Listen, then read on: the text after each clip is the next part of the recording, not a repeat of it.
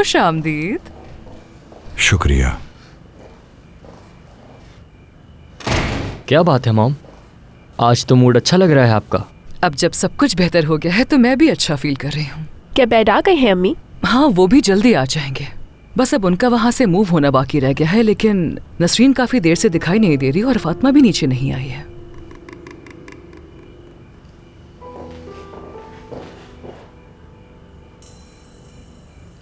मुझे तो बहुत भूख लगी है, खाने से पहले एक सैंडविच बना लेता हूँ।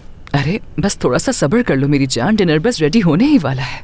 फिक्र ना करे, खाना भी खाएगा ये अम्मी। आखिर ये इतना खाना खाने के बाद मोटा क्यों नहीं होता? मुझे तो इसे देखकर हैरानगी होती है। कहीं ऐसे मेरी नजर ना लग जाए अम्मी।